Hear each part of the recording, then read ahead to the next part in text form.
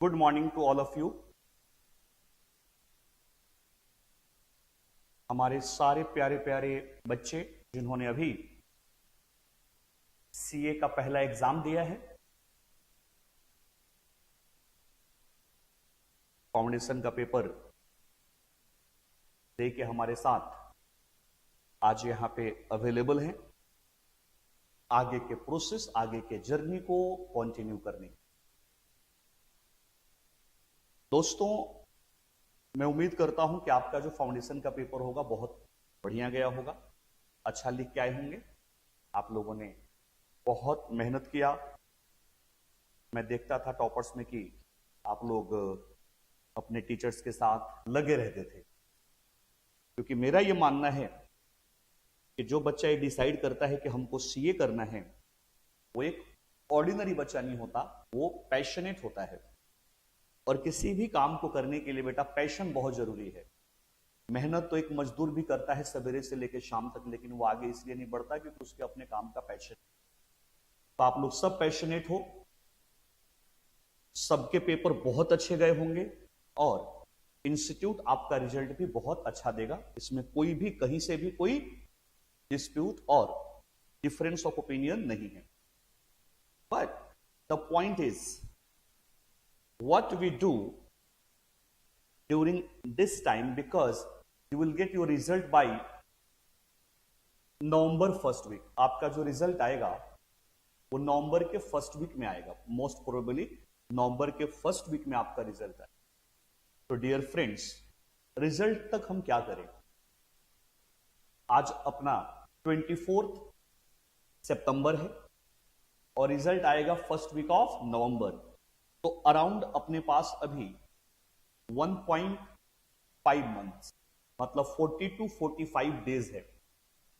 तो इन 40 to 45 days में हम क्या करें? क्या हम आराम से मस्ती करें, अपना इतना टाइम खेलने कूदने, रिश्तेदारों के यहां घूमने में लगाएं? मैं बिल्कुल मना नहीं करूंगा कि नहीं लगाना है, लेकिन इतना टाइम तो जस्टिफाइड नहीं है ना दोस्त। आप इतना टाइम एज ए प्रोफेशनल, कई बार आपने नोटिस किया होगा कि जब शाम को जब आप सोने जाते हो तो खुद रियलाइज होता है कि यार आज का दिन तो मैंने वेस्ट कर दिया, आज का टाइम तो मेरा खराब हो गया, मैंने कुछ भी प्रोडक्टिव नहीं किया। तो ऐसा भी नहीं होना चाहिए। ये जो जिंदगी में आपको ये दिन और रात दिए गए हैं ना, भगवान ने गिनती के दिए हैं, और हमें ये ध्यान रखना है कि हमें इसको बैलेंस करके चलना है। हमें लाइफ को एंजॉय भी करना है, स्टडी भी करनी है, सब कुछ करना है। तो थोड़ा थोड़ा पोर्शन हमें अपने स्टडी पे भी फोकस करना चाहिए, क्योंकि हम सब जानते हैं कि हम लोगों ने कभी भी ये गोल नहीं सेट किया था कि हम फाउंडेशन का एग्जाम देंगे। फाउंडेशन हमारे करियर का अल्टीमेट गोल है। आपके करियर का अल्टीमेट गोल तो बहुत कुछ होगा अभी आगे चल के, बट अभी जो इमीडिएट गोल था, जो 12th के बाद आपने सेट किया बेटा, वो था सीए बनने का, कि हम लोग 21-22 साल की एज में सीए बने।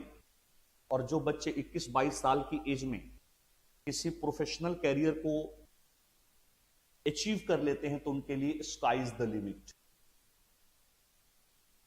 आप किसी भी याद रखिए, सीए एक बहुत अच्छा कोर्स है, no doubt. CA is a very good course, but इतना अच्छा भी नहीं है, इतना बढ़िया भी नहीं है कि हम इसके अंदर अपनी पूरी जवानी लगाएंगे। हमें कोशिश करना है कि जो बच्चे फाउंडेशन रूट से आए हो, देखो जो बच्चे डायरेक्ट एंट्री से आते हैं उनका थोड़ा डिले हो जाता है, कोई दिक्कत नहीं, लेकिन जो बच्चे फाउंडेशन रूट से आए हैं, कोशिश यही होनी चाहिए कि 21-22 साल की एज में आपका सीए कंप्लीट हो जाए। मैं ऐसा इसलिए बोल रहा हूं क्योंकि आप ही की तरह मैं भी फाउंडेशन आप ही के और अपने इंस्टीट्यूट टॉपर से किया था। बस फर्क यह है कि आपने अभी एग्जाम दिया, मैंने 99 में दिया था। 99 में इसी इंस्टीट्यूट से मैंने फाउंडेशन, और उस टाइम रैंक आती थी, तो with rank, with the 24/7 support of institute and specially भगवान लाल सर, फाउंडेशन हमने यहां से किया। इंटर में 2002 यहीं से किया, विद रैंक किया, फाइनल 2004 में कंप्लीट किया, और वहां पे भी एक अच्छी पोजीशन, एक अच्छे रैंक से क्लियर किया। सो 2004 में सीए क्वालिफाई किया, और जैसा कि आपको पता है कि हम लोगों का फाउंडेशन लेवल पे कभी ये गोल नहीं होता कि हम फाउंडेशन क्लियर करें, हमारा गोल होता है कि हम सीए बने। तो क्या ये जस्टिफाइड है, जरा मुझे बताएं आप लोग, क्योंकि क्लास को फॉर्मली शुरू करने से पहले एक माइंडसेट जरूरी है कि ये 1.5 मंथ्स आपके लिए कितना प्रोडक्टिव हो सकता है। आप खुद सोचो कि एक टीचर होने के नाते जिसको पोस्ट 20 इयर्स का एक्सपीरियंस है, आपके लिए यहां आके बैठ गए, इसका मतलब इस प्रोजेक्ट का जो रिजल्ट के आने से पहले हम लोग यहां पे कर रहे हैं, इसका कुछ एडवांटेज तो होगा आपके लिए। ठीक है, तो देखिए अब 24 सितंबर से हम एज्यूम कर लेते हैं अप्रॉक्स 5 नवंबर तक आपका रिजल्ट आएगा। तो इतने पीरियड में कितना घूम लेंगे, कितना मस्ती कर लेंगे, कितना क्रिकेट खेल लेंगे। तो as a mentor, as a professional institute, हम आपके सामने एक प्रपोजल लेके आए हैं जो आपके लिए भी बेनिफिशियल है, हमारे लिए भी बेनिफिशियल है। आपके लिए थोड़ा ज्यादा है कि हम कुछ कुछ पढ़ना शुरू करते हैं, क्योंकि देखो इंटर तो आपको करना ही है, और जिन बच्चों का पेपर बहुत अच्छा गया है, जिनको लगता है कि हमारा रिजल्ट पॉजिटिव आएगा, उनको अपनी स्टडी आगे की शुरू कर देनी चाहिए। मैं ये नहीं कहता कि मॉर्निंग में 8 टू इवनिंग में 6 तक आप पढ़ाई करें, अभी नहीं कर पाएंगे, वो रिदम आपका सेट नहीं हो पाएगा। बट इंटर के बारे में थोड़ी अवेयरनेस, थोड़ा टीचरों से इंटरेक्शन, थोड़ी यारी दोस्ती, थोड़ा सिलेबस से यारी दोस्ती, ये काम हम अभी कर लेंगे तो रिजल्ट के बाद हमारा जो ट्यूनिंग सेट होगा, हमारा जो सिलेबस स्टार्ट होगा, उसमें ट्यूनिंग सेट करने में टाइम वेस्ट नहीं होगा। ठीक है, तो इन दिनों को हमें प्रोडक्टिव बनाना है। अब ये कैसे प्रोडक्टिव बनेगा, तो आपको सबसे पहले कमिटमेंट करना होगा कि कुछ टाइम 5 to 6 आवर्स, एटलीस्ट 5 से 6 घंटे आप अपने इंटर की पढ़ाई को दें, क्योंकि हमारा अल्टीमेट गोल्स ऐसा थोड़ी ना था कि हम फाउंडेशन पास कर लेंगे, हमें डिग्री मिल गई, हमें नौकरी मिल जाएगी। बेटा आजकल तो सीए करने के बाद भी स्ट्रगल करना पड़ता है, आपको पता है। अब सारा डिस्कस करेंगे, आप लोग थोड़े बड़े लेवल पे आ गए हो। तो देखिए हमारी कोशिश यह है कि 24 सितंबर से लेके 5 नवंबर तक हम आपको इतना एजुकेट कर दें कि आपको इंटर के बारे में पूरी अवेयरनेस आ जाए, कंप्लीट अवेयरनेस आ जाए, और आप जब रिजल्ट के बाद हमारे पास आए तो हमारा फर्स्ट गियर शुरू ना हो, हम सेकंड गियर में, थर्ड गियर में गाड़ी स्टार्ट करें, है ना। क्योंकि सीए बनना गोल नहीं है, सीए टाइम पे बनना गोल है। ठीक, तो देखो हम लोग क्या प्लान करके आए हैं आपके लिए। हम कोशिश ये कर रहे हैं कि आपके कुछ पेपर्स, जैसे अकाउंट्स हो गया, कॉस्ट हो गया, लॉ हो गया, टैक्स हो गया, कुछ पेपर हम ओपन करते हैं और आपको उसका इंट्रोडक्शन, हो सकता है 1.5 मंथ में हम 1-2 चैप्टर भी आपको पढ़ा दें। अगर आप थोड़ा कोऑपरेट करेंगे, सीरियसनेस के साथ आएंगे, थोड़ा टीचरों को मोटिवेट करेंगे, है ना। टीचर ऑलरेडी मोटिवेटेड होता है क्योंकि हमको पैसा मिलता है भाई, हम जो काम करते हैं हमें उसके लिए पैसे मिलते हैं, और वहां से हमें मोटिवेशन आता है। तो आप क्या करोगे, आप पढ़ने के लिए हमें मोटिवेट करोगे, और आप मोटिवेट रहोगे अपने पढ़ाई के लिए। तो देखो एक काम करते हैं, जैसा कि आपकी जो पहली क्लास होगी मैडम ने कराया होगा, उन्होंने आपको थोड़ा बताया होगा कि आपके पास जो ग्रुप 1 है ना, सीए इंटर का जो ग्रुप 1 है, उसमें सिर्फ 3 पेपर्स हैं। मैं इसको रिपीट कर देता हूं क्योंकि हर टीचर जब क्लास शुरू करता है तो एक रिदम सेट करता है, एक प्रोसेस सेट करता है, और उसमें कई बार हो सकता है कि एक दूसरे टीचरों के बीच में कोई चीज ओवरलैपिंग हो जाए, जो उन्होंने बताया मैं भी वही बता रहा हूं, ऐसा हो सकता है। लेकिन रिदम सेट करने के लिए हमें वो बताना पड़ता है। जैसे देखिए हम अब सीए इंटर में आ गए हैं, सबसे पहले तो ये मानना है, अगर आप ये मान के चलेंगे कि अभी आप फाउंडेशन में ही हो, तो शायद आप उस सीरियसनेस के साथ क्लासेस अटेंड ना कर पाओ, तो पता लगे कि आपका टाइम भी वेस्ट हो रहा है और आपने कुछ सीखा नहीं। तो हम सब लोग ये एज्यूम कर लें, और देखो आजकल तो इतने पावन दिन चल रहे हैं नवरात्रों वाले, है ना, तो हम ये ज्यूम कर लें कि इस नवरात्रे में कि भाई हमारा हम सीए फाउंडेशन पास कर गए। इस क्लास में ऐसा कोई स्टूडेंट क्लास अटेंड ना करे जिसको लगता है कि उसका पेपर बहुत अच्छा नहीं हुआ। अगर कोई ऐसे स्टूडेंट्स हैं तो प्लीज आप अपने फाउंडेशन की स्टडी रीस्टार्ट कर दें। उसके लिए भी हमारे टॉपर्स के बैचेस स्टार्ट हैं। मतलब दिल को सांत्वना देने की बात नहीं है। जब आप खुद जज बनिए और देखिए कि क्या इंस्टीट्यूट का जो फाउंडेशन का पेपर हुआ था, आपने इसको इस तरीके से अटेम्प्ट किया है कि आप पास हो जाओगे। खुद के अंदर से आवाज आएगी। अगर खुद के अंदर से ये आवाज आ रही है कि हाँ मैं पास हो जाऊंगा, कहीं कोई डिफिकल्टी नहीं है, ठीक, तो आप प्लीज ये हमारा अर्ली बर्ड का जो बैच है वो स्टार्ट कर सकते हैं। लेकिन अगर किसी स्टूडेंट को खुद लग रहा है कि नहीं यार इस बार थोड़ी गड़बड़ हो गई, पेपर जैसा जाना चाहिए था वैसा नहीं गया, दिक्कत आ गई है, तो आप भी रिलैक्स ना करें। आपको तो और ज्यादा रिलैक्स करने की जरूरत नहीं है। आप उसके लिए हमारा रीस्टार्ट बैच जो एक बहुत ही इकोनॉमिकल प्राइस पे अवेलेबल है, please contact to your teachers and start as much as earlier. जल्दी से जल्दी आप उसको स्टार्ट कर लें। ये उन बच्चों के लिए है जिनका पेपर बहुत अच्छा हो गया, उनको लगता है कि उनका रिजल्ट पॉजिटिव आ जाएगा। तो देखिए, जब आप सीए इंटर में आओगे ना बेटा, तो सीए इंटर में आपके पास ग्रुप 1 और ग्रुप 2 ये 2 ग्रुप हैं। फाउंडेशन में आपके 4 पेपर थे। इंटर में ग्रुप वाइज स्टडी होती है, first group and second group. आप जब ग्रुप फर्स्ट देखोगे तो उसमें आपका जो पहला पेपर है वो अकाउंट्स का है।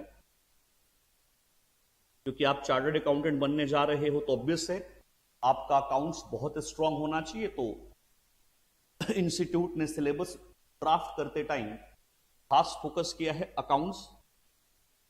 अकाउंट्स के बाद आपका सेकंड पेपर है लॉ। मैं कंप्लीट नाम नहीं लिख रहा हूं, मैं जस्ट आपको इंट्रोड्यूस कर रहा हूं। अकाउंट्स, लॉ, और तीसरा आपका पेपर है टैक्सेस। बस ये 3 पेपर हैं। अगर मैं लाइटर मोड में बोलूं और आपको एक कंफर्ट दूं तो याद करो 12th में हमने 5 पेपर दिए थे। अगर उस हिसाब से मैं कंपेयर करूं तो ये हमारे लिए इजी टारगेट है। यहां तो 3 ही देना है। यहां पे तो हमें 3 ही पेपर का एग्जाम देना है ग्रुप 1 के अंदर। तो ग्रुप 1 में ये 3 पेपर हमारे पास हैं और इसका जो मैक्सिमम मार्क्स है एज पर इंस्टीट्यूट, हमारा इंस्टीट्यूट कहता है कि देखो भाई हम तो आपको 100 मार्क्स देने के लिए तैयार हैं, आप बताइए आप कितना ले सकते हैं। तो इंस्टीट्यूट ऑफर लेके बैठा है 100 मार्क्स का और ये हमको डिसाइड करना है कि उस 100 में से हम कितना लेके आते हैं। तो दोस्तों एक बात बताइए आप लोग, अगर कुछ लोग जुड़े हुए हैं कि क्या हम अभी से टारगेट ना सेट कर लें? जितनी जल्दी आपका विजन क्लियर होगा, जितनी जल्दी आपका गोल क्लियर होगा, उसको अचीव करने में उतना ही इजी होगा, सहूलियत होगी आपको। तो आप एक काम करिए, देखो क्योंकि आप अर्ली बर्ड में आए हो, आपका पेपर अभी 2 दिन पहले खत्म हुआ है। बताइए आपसे पहले इंटर की पढ़ाई कौन शुरू कर रहा है? सबसे पहले आपने अपनी स्टडी शुरू कर दी। तो बताइए आपको बेस्ट मिलना चाहिए या नहीं मिलना चाहिए? Good morning Ranveer, good morning. बताइए आपको बेस्ट मिलना चाहिए कि नहीं? आप सबसे पहले अपनी इंटर की स्टडी शुरू कर रहे हो फॉर्मली आज से। तो बताइए आपको बेस्ट मिलना चाहिए कि नहीं? जवाब दीजिए।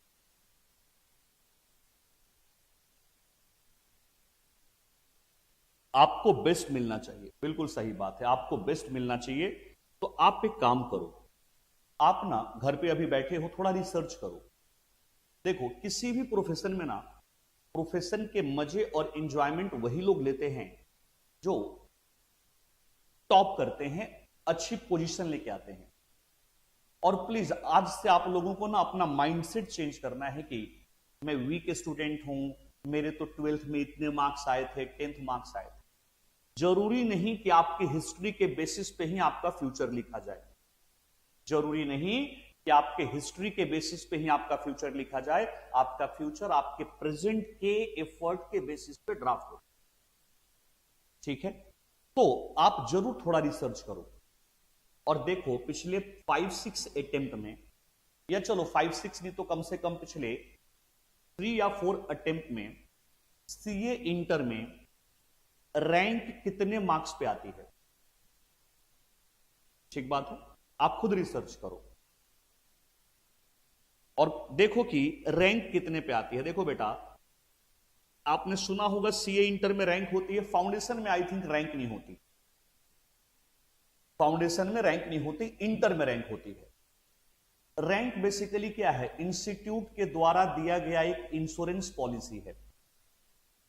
सुना है आप लोगों ने इंश्योरेंस पॉलिसी के बारे में? तो रैंक सीए इंस्टीट्यूट का एक गिफ्ट है, एक इंश्योरेंस पॉलिसी की तरह है, जो लाइफ टाइम आपको अनसर्टेनिटी में भी बचा के रखेगा। मेरी बातों को सुनिएगा ध्यान से। आज मैं जो बताऊंगा आपको, सिलेबस की बातें कम बताऊंगा और ये माइंडसेट वाली बातें ज्यादा बताऊंगा, और ये एक एक लाइन आपका फ्यूचर चेंज कर सकता है अगर ये आपके माइंड में चलता है। अगर आपने इसको एडॉप्ट कर लिया, मेरी क्लास का थीम यही होता है कि मैं आपके अंदर ट्रांसफॉर्मेशन लेके आऊं। अगर आप मेरे साथ 6 महीने जुड़े हो और आपके अंदर में ट्रांसफॉर्मेशन लेके ना आऊं तो मेरा 20 साल का सीए का करियर बेकार है बेटा। तो एक एक बात बिल्कुल गोल्डन रूल है, आप ध्यान से सुनिएगा कि कितने नंबर पे रैंक आती है। क्योंकि देखो, आपने इतनी जल्दी स्टार्ट किया है तो आपका रैंक पे सबसे पहला हक बनता है। और बेटा जी, जब टारगेट सेट करना ना, तो 50th रैंक मत देखना, आप फर्स्ट रैंक देखो। क्या हम लोगों में से कोई हैंडीकैप है? नहीं है ना। भगवान ने हमें कंप्लीट बनाया है। भगवान ने हमें एक अच्छे गुण से नवाजा है। तो हम देखें कि first rank, second rank, 5th rank, 10th rank तक देखो, 10th रैंक तक, कि 10th रैंक तक आने के लिए हमें कितने मार्क्स चाहिए, और बेटा उसको अपना टारगेट सेट करो। अगर आप चाहते हो ना कि जिंदगी के ड्राइविंग सीट पे आप बैठो, जिंदगी के ड्राइविंग सीट पे आप बैठो और अपनी जिंदगी को उस डायरेक्शन में लेके जाओ जैसा आप चाहते हो, तो बेटा आज मेहनत कर लो। मैं बहुत बड़ी बात बता रहा हूं अपने एक्सपीरियंस के हिसाब से। हम लोगों के टाइम पे ऐसा कोई बताने वाला नहीं था। अगर चाहते हो कि आपकी जिंदगी के ड्राइवर खुद बनो और उसके हिसाब से आप अपनी जिंदगी को ड्राइव करो, तो आज मेहनत कर दो। 15 साल 20 साल बाद उस मेहनत का कोई मतलब नहीं। सफलता, पैसे, शोहरत, नाम, सब कुछ एक टाइम पे मिले ना, तभी उसका फायदा है। हम 50 साल 60 साल की उम्र में अमीर बन के क्या करेंगे? हमें पैसे कमाना है 25 साल की एज में, 30 साल की एज में। उसके लिए हमें यहां पे इंपैक्ट देना जरूरी है। तो प्लीज आप कोशिश करें कि आप कहीं से रिसर्च करें, अगर नहीं तो मुझे मैसेज करें। मैं अपना नंबर भी आपको शेयर कर देता हूं, 9871425968। मैं आपको शेयर करूंगा, लेकिन मैं चाहता हूं थोड़ा रिसर्च आप करो, थोड़ा रिसर्च आप करें। अगर नहीं हो पा रहा, आप मेरे इस नंबर पे व्हाट्सएप करें, मैं आपको बताऊंगा 1 to 5th रैंक और 10th रैंक के लिए आपको कितने नंबर चाहिए। और बेटा अपने आप को अगले कितने महीने के लिए, आपका इंटर का एग्जाम कब होगा? आपका इंटर का एग्जाम होगा सितंबर में, नेक्स्ट ईयर सितंबर में। तो ऑलमोस्ट ये 10 से 12 महीने जो भी आपके पास हैं, काउंट कर लीजिएगा। इतने महीने आप अपने करियर को डिवोट कर दो। और काम के लिए पूरी जिंदगी मिलेगी आपको, लेकिन सीए इंटर के लिए यह समय आपको दोबारा नहीं मिलेगा। और यकीन मानिए, अगर आपने यहां पे ये इन्वेस्टमेंट कर दिया ना, तो आप उस ड्राइविंग सीट पे बैठने के बड़े करीब पहुंच जाओगे। क्योंकि यहीं से आपका कॉरपोरेट का लाइन शुरू होता है, यहीं से आप अपने आप को कंपनियों में लेके जाते हो। सुना है ना आर्टिकलशिप? अभी बताता हूं आपको थोड़ी देर में। तो देखिए, ये 3 पेपर हैं। इन 3 पेपर में जो टॉपर्स इंस्टीट्यूट ने मेरे को रिस्पॉन्सिबिलिटी दी है बेटा, टैक्स की दी है। Because I am a teacher bye passion, but by profession मैं फुल टाइम प्रैक्टिशनर हूं। मैं प्रैक्टिस करता हूं, फुल टाइम हमारी प्रैक्टिस है, 20 साल से मेरी फर्म चल रही है, लेकिन उसके साथ मैं टीचिंग में इन्वॉल्व हूं क्योंकि मुझे बच्चों को पढ़ाना अच्छा लगता है। एक डिसिप्लिन मैनर में, एक प्रोफेशनलिज्म के साथ मुझे आपको पढ़ाना अच्छा लगता है, क्योंकि हम काबिल तभी हैं जब हमारी काबिलियत से कुछ और लोग काबिल बन जाएं। तो मेरा यही मानना है, और इसीलिए मैं 2008 से टॉपर्स के साथ प्रोफेशनली एसोसिएटेड हूं इन टीचिंग फील्ड। क्लासेस तो हम लोगों ने टॉपर्स की पहले से ली है, कोई दिक्कत नहीं है उसमें, लेकिन प्रोफेशनली 2008 से, और बड़े मजे के साथ तब से लेके अभी तक हजारों के हजारों बच्चे हम लोगों ने पढ़ाए, बहुत बच्चे अच्छे नंबरों से पास हुए, और पूरी दुनिया में कहीं ना कहीं आज की डेट में वो अपने प्रोफेशन का, अपने घर वालों का, अपने इंस्टीट्यूट का, अपने टीचर का नाम रोशन कर रहे हैं। और मुझे उम्मीद है कि इस जर्नी को, इस प्रोसेस को आप लोग भी आगे बढ़ाओगे। ठीक बात है दोस्तों। तो देखिए, फर्स्ट ग्रुप में जो मेरा रोल है वो टैक्स का है, because tax is a practical paper, और मैंने 20 साल से अपने प्रोफेशनल, 20 साल तो क्या बोलूं, 3 साल की आर्टिकलशिप, 23-24 साल से टैक्स में ही काम किया है। मेरा शुरू से आर्टिकलशिप से लेके अभी तक का जो डोमेन रहा है वो टैक्स का रहा है। तो बड़ा मजा आने वाला है आगे चल के, बहुत प्रैक्टिकल बातें करेंगे आप लोगों के साथ।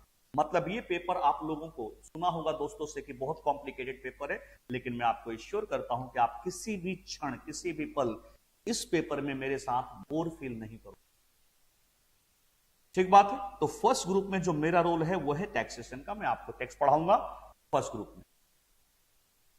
नंबर कितने लाने हैं ये मैं कोट नहीं करूंगा, आप कोट करो, आप कोट करो, लेकिन याद रखिए आप सबसे पहले शुरू कर रहे हो। बताइए, आज 24 तारीख है, अगर आपका कोई फ्रेंड आज के बाद ज्वाइन करता है तो बताइए उसके नंबर आपसे ज्यादा होने चाहिए या कम? जो भी अभी 2-4 बच्चे जुड़ रहे हो, 5 बच्चे, प्लीज आप रिस्पॉन्ड करें, कनेक्शन डेवलप करें, बड़ा मजा आने वाला है। इंटर में आपको क्लास की एक अलग तस्वीर दिखाई देगी, एक अलग इन्वायरमेंट दिखेगा। ठीक, तो देखिए आप बताएं कि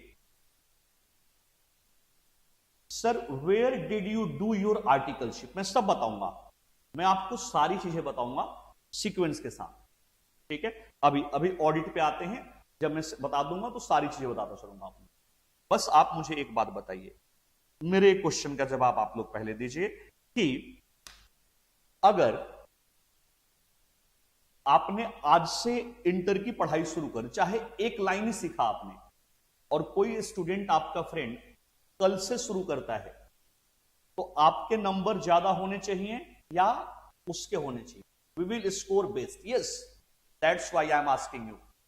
सो make your marksheet right away and challenge to yourself, anybody who joined after you not able to get better marks than you। ये आपकी लड़ाई है, आपका चैलेंज है, हमें किसी और से कंपेयर नहीं करना।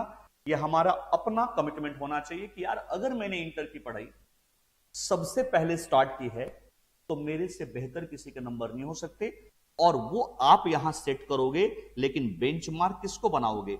लास्ट 3-4 अटेम्प्ट के मार्क्स को देख के, और टॉप 10 रैंक का मार्क्स उठाना है। ठीक है दोस्तों, तो फर्स्ट ग्रुप में टैक्स का पेपर मेरे पास है। अब आ जाइए सेकेंड ग्रुप। सेकेंड ग्रुप में आपको पढ़ना है कॉस्टिंग, आपको पढ़ना है ऑडिट, और आपको पढ़ना है एफएम प्लस एसएम। बेटा जो सेकेंड ग्रुप में मेरी रिस्पॉन्सिबिलिटी है वो ऑडिट की है। मतलब दोनों प्रैक्टिकल पेपर जो आपको प्रैक्टिकल लाइफ में, अब जब आप आर्टिकलशिप करने जाओगे, अब आ गई जयंत वाली बात, जब आप इंटर क्वालिफाई करके आर्टिकलशिप के लिए जाओगे तो ब्रॉडली बताइए कौन से 2 लाइन होते हैं? Just communicate with me. After CA inter result, when you proceed for articleship, can you please suggest 2 broad domain for articleship? थोड़ा थोड़ा तो आप लोगों को पता होगा, हालांकि फाउंडेशन के बच्चे हैं आप लोग, अभी पेपर दिया है, बहुत आइडिया नहीं होगा, but still can you please help? सुना है आप लोगों ने जो 2 ब्रॉड डोमेन होते हैं ट्रेनिंग के लिए, वो कौन कौन से होते हैं?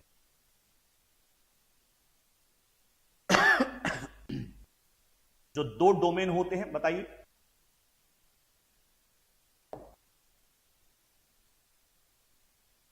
या तो टैक्स होगा या फिर ऑडिट होगा। या यस बिल्कुल सही, या तो आप टैक्स में आर्टिकलशिप करोगे या फिर ऑडिट में आर्टिकलशिप करोगे। ठीक, तो जब मैंने सीए फाउंडेशन क्लियर किया था तो मेरी जो ट्रेनिंग शुरू हुई थी इनिशियली, शुरू के 6 मंथ, एक उस टाइम एक इंडियन फर्म थी, बहुत ओल्ड फर्म थी, एनडी कपूर एंड कंपनी, वहां से शुरू हुआ था ऑडिट डोमेन में। देखो आइडिया क्या होता है ना, कई बार आपको आपका बैकग्राउंड नहीं होता सेम फील्ड का। मेरे फादर दिल्ली पुलिस में थे, अभी हैं लेकिन अब रिटायर हो चुके हैं। तो उन्होंने किसी सीए से उनकी कोई कभी कोई केस वेस के मैटर में जान पहचान हो गई थी, वो एनडी कपूर में पार्टनर थे। तो जब मैंने फाउंडेशन क्लियर किया, क्योंकि उस टाइम ना फाउंडेशन के बाद ही आर्टिकलशिप स्टार्ट हो जाती थी, तो मेरे फादर ने वहां पे उस पार्टनर से बात करके मेरी ट्रेनिंग वहां पे प्लेस करा दी एनडी कपूर। एक मीडियोकर फर्म थी, इंडियन फर्म थी, लेकिन अच्छी फर्म थी, बहुत पुरानी फर्म। वहां मैंने 6 मंथ आर्टिकलशिप किया, लेकिन वहां पे जब मैंने ट्रेनिंग किया 6 मंथ, तो फिर मैंने अपनी नेटवर्किंग डेवलप कर ली और आफ्टर 6 मंथ फिर मैं पीडब्ल्यूसी चला गया। तो 2.5 इयर्स की मेरी ट्रेनिंग पीडब्ल्यूसी और शुरू के 6 मंथ की ट्रेनिंग एनडी कपूर से हुई। ठीक बात है, शुरू के 6 मंथ में एनडी कपूर और आखिरी 2.5 में पीडब्ल्यूसी। रणवीर साहब पूछ रहे हैं सर आप भी हमारे बिहार से ही हैं ना? देखो बिल्कुल, बट मैं 8th क्लास में दिल्ली आ गया था, क्योंकि मेरे फादर दिल्ली पुलिस में थे। तो हम लोग यहीं से, हम लोगों का जो एजुकेशन है, बेसिक एजुकेशन, 8th क्लास में हम लोग दिल्ली माइग्रेट हो गए थे रणवीर। बट यस, हम बिहार से ही हैं, छपरा डिस्ट्रिक्ट से। तो लेकिन हम लोग 8th क्लास में दिल्ली आ गए और तब से हम लोगों का education, schooling, college Delhi university, bank Peshwa college, bank की कॉलेज आपने सुना होगा, वहां से कंप्लीट की। ठीक बात है। तो देखिए, तो सेकेंड ग्रुप में हमारे पास जो रिस्पॉन्सिबिलिटी मुझे टॉपर्स ने दिया है वो ऑडिट का दिया है, और ये दोनों आपके जो डायनेमिक पेपर हैं प्रैक्टिकल पॉइंट ऑफ व्यू से, ये मेरे पास है और मैं आपको एश्योर करता हूं you will get the best class. आपने अपने सीनियर से, आपने किसी से डिस्कस भी किया होगा, you will get the best class. ठीक बात है, बिल्कुल प्रैक्टिकल चीजें होंगी। हम लोग बहुत थ्योरेटिकल फोकस नहीं करते, चाहे ऑडिट थ्योरी पेपर ही क्यों ना हो, लेकिन इसको हम लोग बहुत प्रैक्टिकल तरीके से पढ़ाते हैं। लेकिन ऑडिट पढ़ेंगे बेटा हम लोग आपके रिजल्ट आने के बाद, क्योंकि अगर बहुत सारे पेपर हम अभी ओपन कर देंगे ना, तो अभी आपका जो माइंडसेट है वो अभी सीए इंटर वाला उतना डेवलप नहीं होगा, क्योंकि अभी आपका रिजल्ट नहीं आया। तो पढ़ाई करना जरूरी है, लेकिन पढ़ाई में क्रेज बना रहे उसके लिए थोड़ा सिस्टमेटिक तरीके से हम लोग पेपर ओपन करते हैं। तो अभी हम लोग पेपर ओपन करने जा रहे हैं अकाउंट्स, लॉ, टैक्स और कॉस्टिंग का। जैसी लगेगा फ्यूचर में आप लोग थोड़े से कोऑपरेट कर रहे हो, पैशनेट हो, तो ये तो अपने हाथ में है, हम कोई भी पेपर ओपन कर सकते हैं। चलिए, तो देखिए अब आपको फिर अगेन यहां देखिए कितने मार्क्स कॉस्टिंग में लेके आना है, ऐसा कुछ भी मत देखो। आपको बेटा मैं फिर आपको बोल रहा हूं, जितने बच्चे आज जुड़े हो या इस वीडियो को देखोगे 1-2 दिन के अंदर, जो सीए इंटर में अटेम्प्ट देने जाएंगे सितंबर 2026 में, बेटा गो फॉर रैंक। बस ये काम कर लो, आपके पूरे लाइफ का इंश्योरेंस हो गया, आप किसी के आगे हाथ नहीं फैलाओ। ये एक बड़े भाई के नाते, एक प्रोफेशनल ब्रदर के नाते मैं आपको बता रहा हूं, ये जो आवाज में कड़क है ना, ये जो आवाज में दम है और ये कॉन्फिडेंस है, वो यहां से आएगा। कोई आपको पूरी लाइफ प्रोफेशन में ब्लैकमेल नहीं कर पाएगा, क्योंकि एक जॉब आप कर रहे होंगे और 4 आपके जेब में होगा। तो प्लीज, यस बिल्कुल रणवीर, कोई, और मैं आपको एक बात और बता दूं, जब आप क्लास में बैठे और कोई स्टडी करें, तो तो भूल जाइए कि आपका बैकग्राउंड क्या है। आप नेपाल से हो, डजंट मैटर। आप बिहार से हो, डजंट मैटर। आप दिल्ली से हो, कोई फर्क नहीं। 3 घंटे का एक एग्जाम होता है बेटा इंटर का, उसमें जो बेस्ट परफॉर्म करेगा वही रिजल्ट लेके आएगा, वही नंबर लेके आएगा, वही रैंक लेके आएगा। आपके आंसर शीट पे नहीं लिखा होता कि आप नेपाल से हो, आप बिहार से हो, आप यूपी से हो, आप हरियाणा से, उसके अंदर जो आप लिख के आओगे उसी के बेसिस पे आपके मार्क्स से लॉस। तो प्लीज अब इंटर में आपको जब बैठ के पढ़ाई करनी है ना, क्योंकि थोड़ा टफ नहीं है इंटर, थोड़ा लेंदी है। टफ नहीं, थोड़ा लेंदी है। तो बिल्कुल माइंडसेट यही होना चाहिए कि यार भूल जाइए हम कहां से आए हैं, हमारा बैकग्राउंड क्या है। हमारा फ्यूचर हमारे आज के मेहनत के बेसिस पे लिखा जाएगा, ना कि हमारे पास्ट। ठीक है, तो देखिए जस्ट ये इससे दोस्ती कर लो, इसके लिए पढ़ना है हमें, नहीं तो बाकी तो कॉम्प्रोमाइज है। किसी भी प्रोफेशन में आप कहीं भी उठा लो, चाहे मेडिकल उठा लो, इंजीनियरिंग उठा लो, कोई भी उठा लो, एमबीए उठा लो आईआईएम से, जो टॉप 10% प्रोफेशनल होते हैं ना, जो टॉप 10% लोग हैं उस प्रोफेशन को वही लोग इंजॉय करते हैं। जैसे आप अपने 12th की क्लास में देखो या 10th की क्लास में देखो, वही 5, 7, 10 बच्चे होते हैं जो टीचरों से उनका लगाव डेवलप हो जाता है, जो अच्छे कर रहे होते हैं। वैसे ही यहां पे, और क्योंकि आपने सबसे पहले इंटर में कदम रख दिया है अभी से ही, रिजल्ट आने से पहले, यू आर स्पेशल। आप बेस्ट हो, आप स्पेशल हो, इस थीम पे आपको चलना।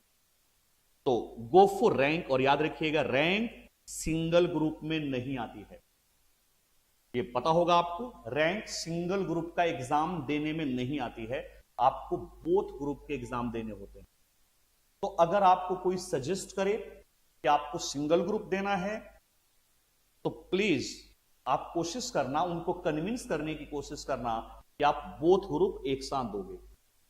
मैं आपको ग्रेजुअली बताऊंगा कि बोथ ग्रुप एक साथ देना ज्यादा इजी होता है as compare to single group, क्योंकि आपने सुना होगा एवरेजिंग होती है आपके मार्कशीट के अंदर, minimum 40 marks in every paper, और इन एवरेज हमें 50 मार्क्स चाहिए होते हैं। तो वहां एवरेजिंग करने में आपको काफी हेल्प मिलता है। सो प्लीज दिमाग में बिठा लीजिए, कोशिश करिए कि आप दोनों ग्रुप एक साथ देंगे। 6 पेपर ही तो देना है दोस्त। 12th में 5 देने की आदत है हमें, 10th में 5 देने की आदत है, इवन फाउंडेशन में भी 4 दिया था आपने, तो यहां 3 क्यों देंगे? On the basis of age और एक्सपीरियंस आप तो बड़े ही हो रहे हैं, तो जैसे जैसे बड़े होंगे हमारा टारगेट बड़ा होना चाहिए, छोटा थोड़ी होना चाहिए। तो कोशिश करेंगे दोनों ग्रुप देंगे। हमारी रिकमेंडेशन यही होगी कि जो बच्चे अभी से सितंबर 26 की प्रिपरेशन कर रहे हैं उनको बोथ ग्रुप ही देना चाहिए, और रैंक के लिए फाइट करना चाहिए, रैंक के लिए पढ़ाई करनी चाहिए, क्योंकि यही वो रैंक है जो इंटर के बाद आपको एक बेहतर फर्म में ट्रेनिंग दिलवाएगा। ठीक बात है। चलिए, किसी बच्चे की रैंक नहीं भी आई लेकिन बोथ ग्रुप क्लियर है, उसको भी बड़ी बड़ी कंपनियां, बड़ी बड़ी फर्म्स जो है रिकॉग्नाइज करती हैं। चलो मान लो किसी के घर वालों ने कन्विंस किया कि आपको सिंगल ग्रुप ही देना है, तो बिल्कुल कोई दिक्कत वाली बात नहीं है। जब सिंगल ग्रुप दें तो आप 90, 80 कुछ ऐसे मार्क्स लेके आए कि जब आपका रिज्यूमे, आपकी मार्कशीट किसी फर्म में जाए तो इंप्रेशन क्रिएट करे। ठीक है, बट हमारी रिकमेंडेशन, कंपल्सन किसी चीज की नहीं होती बेटा, टीचर सिर्फ रिकमेंड कर देता है। मानना ना मानना आपका काम है, क्योंकि आपके ऊपर आपका डिसिप्लिन चलता है। तो अगर आप दोनों ग्रुप के लिए जाते हो तभी आपकी रैंक आएगी, सिंगल ग्रुप में रैंक नहीं आएगी। रैंक के लिए कितने मार्क्स चाहिए आप रिसर्च करिए। मैं चाहता हूं आप थोड़ा खुद रिसर्च करें। आज आपके पास मोबाइल है, आप उसमें बहुत सारी चीजें रिसर्च करते हो, एक बार ये भी रिसर्च करना, और जब रैंक की बात करें तो कोशिश करें टॉप 10। ठीक है दोस्त, तो चलिए अब देखो, फर्स्ट ग्रुप में मुझे एक पेपर की रिस्पॉन्सिबिलिटी दी गई है। फर्स्ट ग्रुप में अगर हम ग्रुप फर्स्ट की बात करें तो ग्रुप फर्स्ट में आपका पेपर नंबर 3 है टैक्सेस।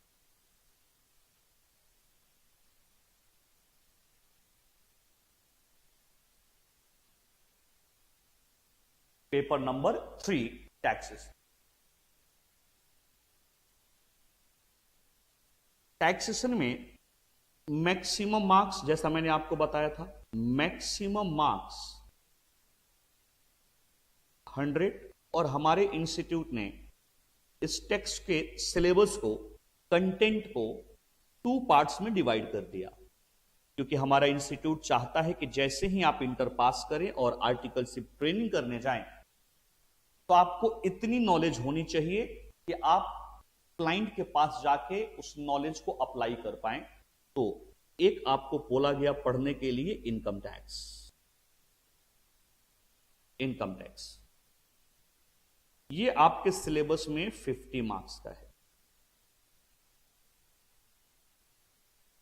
इनकम टैक्स 50 मार्क्स का है आपके सिलेबस में। और सेकेंड पार्ट आपको goods and services tax, GST पढ़ना है। आजकल इसमें काफी डेवलपमेंट्स आ रहे हैं।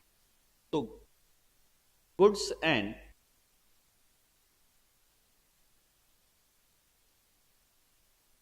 सर्विसेज टैक्स, ये भी आपको 50 मार्क्स में पढ़ना है। This is the your syllabus bifurcation. 100 marks के टैक्स में आपका इंस्टीट्यूट, हमारा इंस्टीट्यूट चाहता है कि जब ये बच्चे आए तो वो उनको इनकम टैक्स की भी कौन सी नॉलेज हो, वर्किंग नॉलेज, वर्किंग नॉलेज। बेटा जब आपकी क्लास खत्म हो जाएगी ना, तो एक बार फाउंडेशन का आईसीआई का मटेरियल उठा के देखिएगा, सिलेबस वाले पेज पे, सिलेबस वाले पेज पे देखिएगा लेवल ऑफ नॉलेज क्या लिखा होगा, या किसी ने देखा है तो बताएं। सिलेबस वाले पेज पे जाइएगा और देखिएगा क्या लिखा हुआ है। उस पे लिखा होगा level of knowledge, basic knowledge.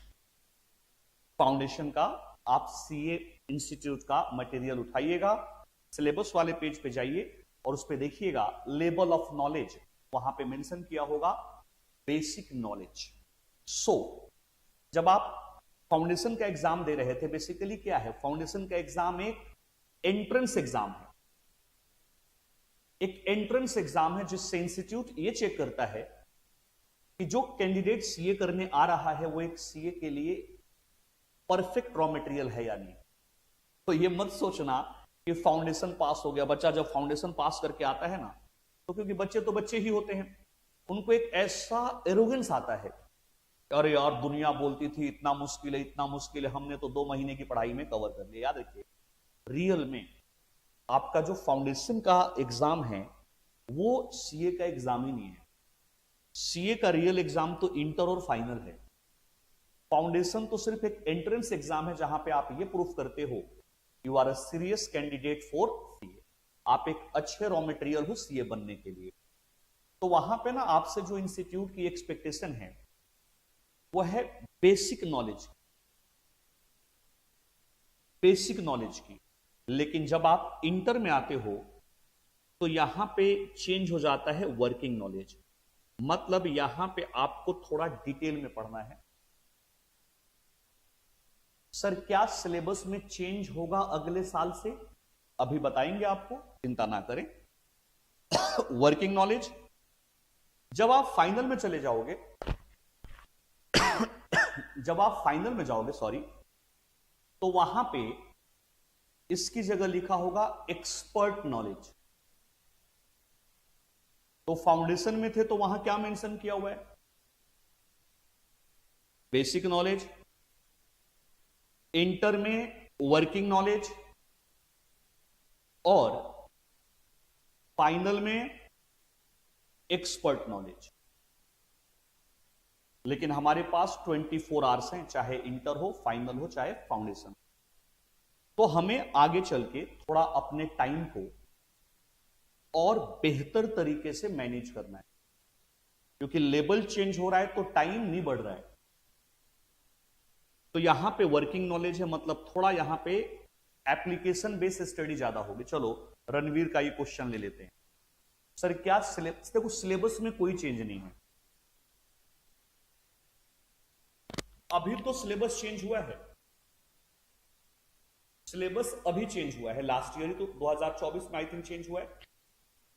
Tax में चेंज की बात है, लेकिन जो टैक्स में चेंज नहीं है, नया इनकम टैक्स एक्ट ही आ रहा है आपके लिए। बट वो जब नेक्स्ट ईयर से आएगा ना, तो सीए इंस्टीट्यूट में उसकी जो एप्लीकेबिलिटी होगी वो होगी मई 2027 से। अच्छे से सुन लीजिएगा, मई 27 से 26 में, चाहे आप जनवरी 26 में एग्जाम दे रहे हो, सितंबर 26 में दे रहे हो, या जनवरी 27 में दे रहे हो, आपके लिए जो एग्जिस्टिंग इनकम टैक्स लॉ है वही चलेगा। जो चेंजेस आपके एग्जाम में होंगे, जो नया इनकम टैक्स आपके लिए इंप्लीमेंट होगा एग्जाम प्रोस्पेक्टिव से, वो होगा मई 27 से। सो यू आर सेफ, आपको ओल्ड वाला ही पढ़ना है। हाँ, लेकिन बच्चे कहेंगे सर लेकिन उसके बाद तो नया वाला पढ़ना पड़ेगा। यस, ये ट्रेजेडी आपके साथ होगी कि आप 26 में ओल्ड के हिसाब से इंटर का एग्जाम दोगे, और उसके बाद जब आप फाइनल का एग्जाम दोगे तो वहां पे आपको नए लॉ के हिसाब से एग्जाम देना होगा, लेकिन सिर्फ इनकम टैक्स का। सिलेबस में कोई एज सच चेंज नहीं होगा, सिर्फ इनकम टैक्स में चेंज होगा। एक बात है, तो देखिए यहां पे 50 मार्क्स में आप पढ़ोगे इनकम टैक्स और 50 मार्क्स में पढ़ोगे जीएसटी। अब देखो यहां पे ना रिसोर्सेस कहां से आएंगे, हमको क्या पढ़ना है। तो देखो, जैसे ही आप आईसीआई में रजिस्टर्ड हो जाओगे तो सीए इंस्टीट्यूट अपने कुछ बुक्स देता है। जैसा फाउंडेशन में आपको बुक्स मिला है ना, वैसा ही इंस्टीट्यूट आपको कुछ बुक्स देगा, मॉड्यूल है ना, मॉड्यूल देगा। और हम आपको देंगे हमारे टॉपर्स के अपने कुछ बुक्स हैं, हम ये प्रोवाइड करेंगे, और ये बुक्स इन लाइन होंगे मॉड्यूल। मतलब हमने आपके लिए मॉड्यूल, बेसिकली देखो कोचिंग का फायदा क्या है कि हम आपके काम को, आपके जर्नी को आसान बना दें। तो हमने इंस्टीट्यूट के मॉड्यूल को पूरा रीड किया, और रीड करने के बाद उसमें से जो काम की चीजें थी, हालांकि हर चीज काम की होती है ऐसे नहीं कहना चाहिए, बट जो एग्जाम प्रोस्पेक्टिव चीजें थी उठाया और हमने अपनी बुक्स में कवर कर दिया और आपका काम आसान कर दिया। तो जो इंस्टीट्यूट आपको मॉड्यूल देगा, कभी कभी हम लोग उसको रेफर करेंगे, क्योंकि हमने अपनी बुक उसी को बेस बना के डेवलप किया है। तो हमारी जो क्लासेस होंगी, हम आपको इनकम टैक्स के 2 वॉल्यूम देंगे। इनकम टैक्स के कितने वॉल्यूम्स आपको दिए जाएंगे? 2।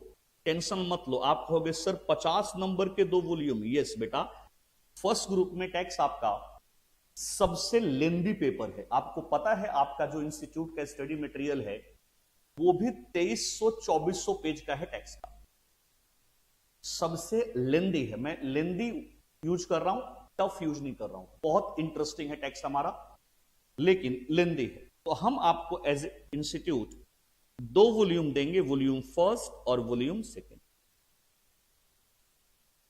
वॉल्यूम फर्स्ट, वॉल्यूम सेकेंड, ये 2 वॉल्यूम देंगे। ठीक बात है दोस्तों। इसके अंदर लीगल प्रोविजन होगा। समझते हो लीगल प्रोविजंस क्या होते हैं? बताएगा कोई? बताओ लीगल प्रोविजंस किसको कहते हैं? बताइए। जो प्रोविजन लॉ में लिखा हो, पेयर एक्ट, पेयर लॉ, तो legal provision plus practice question. Practice questions आपको दिए गए होंगे यहां पे, जो प्रोविजन को इजीली अंडरस्टैंड करने में आपकी हेल्प करेंगे। किताब को कस्टमाइज किया गया है, ऐसे ही नहीं उठा के बना दिया गया है। अभी दिखाऊंगा आपको बुक। तो सबसे पहले लीगल प्रोविजन को हम समझेंगे, उसको अप्लाई करेंगे प्रैक्टिकल क्वेश्चन पे, और जब हम थोड़े से कंफर्ट में आ जाएंगे कि यस ये प्रोविजन हमको समझ में आ गया है, तो फिर हम past years questions plus empty RTP के क्वेश्चंस करेंगे। लेकिन इसमें कुछ पार्ट आपको भी करना होगा, क्योंकि सिलेबस इंटर का इतना लेंदी होता है कि टीचर के लिए पॉसिबल नहीं होता कि वो हर चीज आपको कवर करा दे क्लास में। तो 100% लीगल प्रोविजन तो कवर करना ही होता है, ये तो कंपलसरी है, क्योंकि जब तक आप लॉ 100% नहीं पढ़ोगे एप्लीकेशन कैसे होगा। यहां पे कुछ काम हम करेंगे, 40% काम मेरा, 60% आपका। कुछ क्वेश्चन मैं कराऊंगा और कुछ क्वेश्चंस आप करोगे। ये एक्सपेक्ट नहीं करोगे कि 100% टीचर कराएगा, क्योंकि जितनी प्रैक्टिस आपकी इंडिविजुअली होगी उतना ही आपको फायदा मिलेगा। उसके बाद आपको पता है ना कि 30 मार्क्स का एमसीक्यू भी होता है सिलेबस में। एमसीक्यू पार्ट, अगर 100 मार्क्स का टेक्स्ट का पेपर है तो उस पे 30% एमसीक्यू बेस होगा, और अगर मेरा इनकम टैक्स 50 मार्क्स का है तो आउट ऑफ 30 15 मार्क्स का एमसीक्यू होगा। तो इनकम टैक्स में बेटा 15 मार्क्स का तो एमसीक्यू भी होगा विदाउट नेगेटिव मार्किंग। यहां पे कोई नेगेटिव मार्किंग नहीं होगी, लेकिन इस एमसीक्यू में 10 मार्क्स का केस बेस स्टडी एमसीक्यू होता है। केस सिनारियो कहते हैं उसको, केस बेस्ड एमसीक्यू। जैसे याद करो 12th में हमें एक पैसेज दिया होता था, उस पैसेज को हम लोग पढ़ते थे और उस पैसेज के बेसिस पे कुछ क्वेश्चंस नीचे दिए गए होते थे जिसका आंसर हम लोग लिखते थे। वैसा ही केस सिनारियो होगा, एक बड़ा सा क्वेश्चन बना देंगे और उसमें से कुछ एमसीक्यूज ड्राफ्ट करके हमसे पूछेंगे, और जो 5 मार्क्स का होगा ये आपका जनरल एमसीक्यू होगा। इसके लिए हम लोग आपको पीडीएफ नोट्स दे देते हैं और आप उससे इसकी तैयारी करते हो। कुछ कुछ हम लोग आपको सिलेबस खत्म होने के बाद इसकी प्रैक्टिस कराते हैं, क्योंकि ये कहीं से भी मिक्स होकर बन सकता है। तो इस तरीके से फ्रेमवर्क है। इंस्टीट्यूट अपना बुक देगा आपको, अपने पास रखिए, जब रेफरेंस लेना होगा लेंगे। बट जब आप हमारे साथ जुड़ते हो तो ये हमारी रिस्पॉन्सिबिलिटी है कि हम अपने मेथोडोलॉजी और अपने बुक से आपको पढ़ाएं, जो कि इन लाइन होगी किससे, आईसीआई से। तो हम आपको इनकम टैक्स की 2 वॉल्यूम में किताबें देंगे। जैसे देखिए, आपको स्क्रीन पे दिखाता हूं, इस तरीके से बुक आपकी होगी, डबल कलर, बढ़िया से वेल डिजाइंड, वेल फॉर्मेटेड होगी। क्योंकि फाउंडेशन की पढ़ाई थोड़ी छोटी होती है, ड्यूरेशन भी कम होता है, तो वहां पे इस तरीके की बुक डेवलप नहीं करने की जरूरत होती है। लेकिन जैसे जैसे आपका लेवल बढ़ता जाएगा, आपके बुक्स की क्वालिटी, बुक्स की फॉर्मेटिंग, बुक्स का कंटेंट ज्यादा ऐसा होता जाएगा। तो देखिए, इस तरीके से आपके बुक्स रेडी करवाए गए हैं टेबुलर फॉर्म में, कि आप उसको बेहतर तरीके से पढ़ें, और जब पढ़ें तो आपको बिल्कुल भी क्या फील ना हो, बोरियत फील ना हो, इस तरीके से ड्राफ्ट कर दिया गया है। ठीक है दोस्तों, इसके बाद, इतना पढ़ने के बाद हम लोग ना इंटर की बात कर रहे हैं। हमें नहीं पता आपका फाउंडेशन में क्या पैटर्न था, क्योंकि मैं वहां पे आपको पढ़ाता नहीं था। हर चैप्टर के बाद या अगर 2 छोटे चैप्टर हैं तो उनके खत्म होने के बाद क्लास टेस्ट भी होता है। अगर कोई बड़ा चैप्टर है तो उस चैप्टर के खत्म होने के बाद, और अगर 2 छोटे चैप्टर हैं तो मर्ज करने के बाद क्लास टेस्ट भी करते हैं।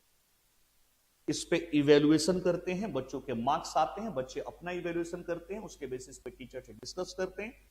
अभी देखो, ये ना सब आपके ऊपर डिपेंड है। अब कुछ बच्चे टेस्ट में आते नहीं, बट हम अपना काम अपने पार्ट पे कवर करते हैं।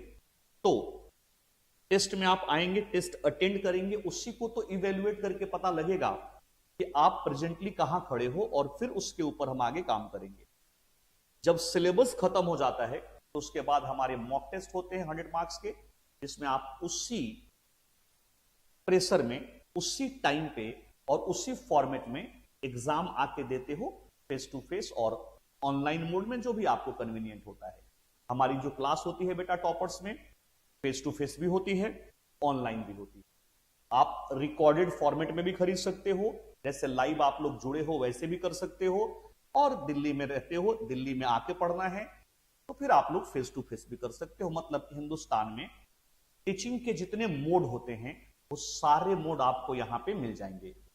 आप अपने कन्वीनियंट, अपने सहूलियत, अपने कंफर्ट के हिसाब से किसी भी मोड में अपने आप को रजिस्टर्ड करा सकते हो, एडमिशन ले सकते हो, कोई दिक्कत नहीं।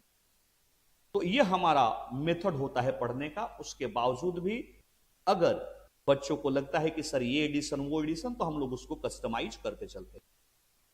वैसे ही जीएसटी में देखिए, जीएसटी कंपैरेटिवली आपका छोटा सिलेबस है अगर हम इनकम टैक्स से कंपेयर करें, क्योंकि इनकम टैक्स खत्म कराने में मुझे 65 टू 70 क्लासेस लग जाता है 50 मार्क्स का। जो आपका इनकम टैक्स है 50 मार्क्स का, उसको कवर अप करने में हमें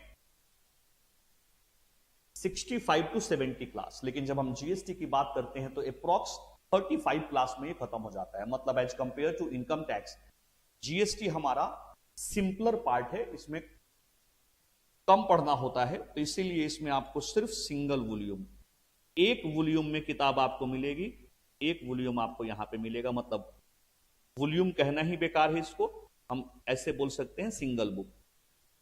आपको एक सिंगल बुक देंगे हम लोग, जिसमें मैं दोबारा से ये सारी चीजें नहीं लिखूंगा, इसको भी इसी पैटर्न पे डेवलप किया गया है।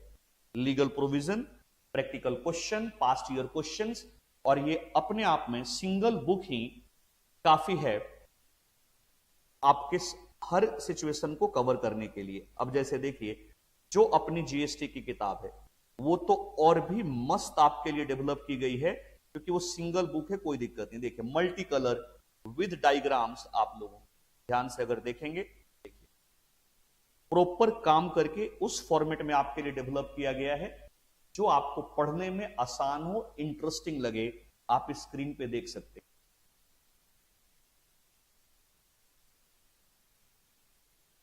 देखिए ये आपकी जीएसटी की बुक है, इस तरीके से बना मेहनत किया गया है कि आप जब इसको पढ़ें तो जहां जहां इंपॉर्टेंट लाइन है उसको डिफरेंट मल्टी कलर यूज किया गया है, डायग्राम्स यूज किए गए हैं, कि आपको पढ़ते टाइम ये फीलिंग ना आ जाए जो आप एक नॉर्मल बुक को पढ़ने के लिए करते हैं।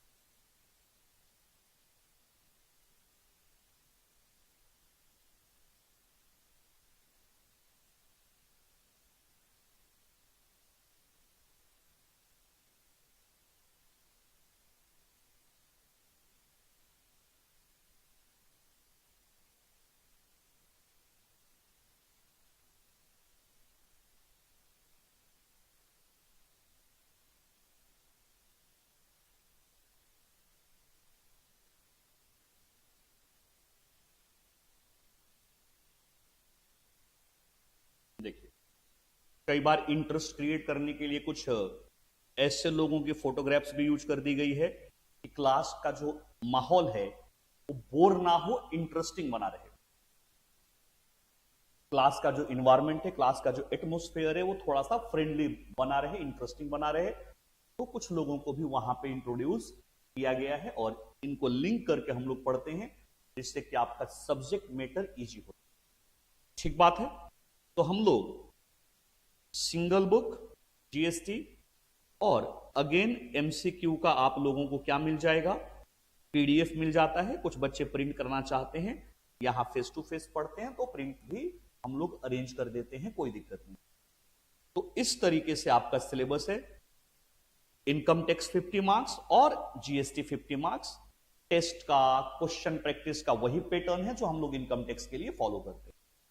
ठीक है दोस्तों, तो चलिए अप्रॉक्स 1 आवर हो गए। थोड़ा सा हम लोगों ने डिस्कस किया अपने पेपर पैटर्न को, किस तरीके से इंटर में होगा, कुछ मैंने आपको फैक्चुअल चीजें बताई। अब आ जाइए, अब हम लोग थोड़ा थोड़ा टैक्स पढ़ना शुरू करते हैं।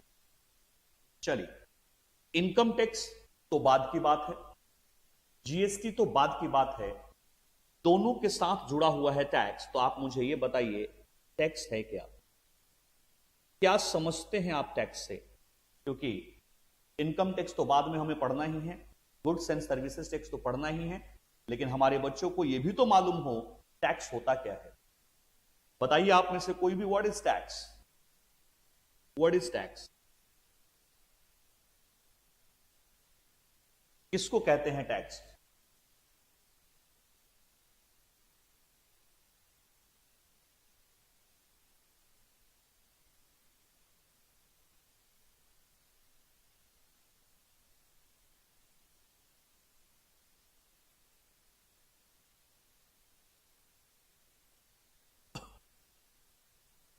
अगर मैं आपसे पूछता हूं, चलिए मैं बताता हूं, अगर मैं आपसे पूछता हूं व्हाट इज कॉन्ट्रैक्ट, तो आप कहते हो sir as per section 2 clause H of Indian contract act 1872, contract is an agreement enforceable under the law. और जब मैं आपसे पूछता हूं व्हाट इज अग्रीमेंट, तो आप कहते हो sir as per section 2 clause E, every promise, set of promise forming the consideration for each other is called agreement। कुछ ऐसा बताते हो, मतलब आप साथ में सेक्शन यूज करते हो, और जब आप सेक्शन के साथ उसको बताते हो, इसका मतलब यह है बेटा कि उस टर्म का लीगल डेफिनेशन है। मतलब अगर किसी टर्म को लॉ में डिफाइन किया हुआ है तो हम कहते हैं वो लीगली डिफाइन है। बट जब हम टैक्स के बारे में पढ़ना जानते हैं तो ध्यान रखिएगा, देखो इन्होंने रिप्लाई किया compulsory payment without proportionate return to meet government tax. सबसे पहले बिल्कुल सही कहा इन्होंने, there is no legal definition of tax in India. India में टैक्स की कोई लीगल डेफिनेशन नहीं है। मतलब जैसे आप अग्रीमेंट के बारे में अभी आपने बताया 2 क्लॉज ई, इसका मतलब उसका लीगल डेफिनेशन था। कॉन्ट्रैक्ट के बारे में मैंने आपसे पूछा, आपने कहा यस सर लीगली डिफाइन है इंडियन कॉन्ट्रैक्ट एक्ट में। अगर मैं आपसे पूछूं बताइए क्या ऑफर को कहीं लीगली डिफाइन किया हुआ है, तो आप कहोगे यस इंडियन कॉन्ट्रैक्ट एक्ट में ऑफर को भी लीगली डिफाइन किया। लेकिन जब आप टैक्स की बात करते हो तो बेटा टैक्स की कोई लीगल डेफिनेशन नहीं है। बताइए क्या लॉ मेकर इसको डिफाइन नहीं कर सकते थे या जानबूझ के डेलिबरेटली डिफाइन नहीं किया? और मुझे यह भी बताएं कि किसी टर्म को डिफाइन करके जनरली हम उसके स्कोप को इंक्रीज करते हैं या डिक्रीज करते हैं? बताएं, क्या गवर्नमेंट इसको डिफाइन नहीं कर सकती थी या करना ही नहीं चाहती? प्लस आप ये भी बताएं कि किसी टर्म को डिफाइन करके हम उसके स्कोप को बढ़ाते हैं जनरली या घटाते हैं?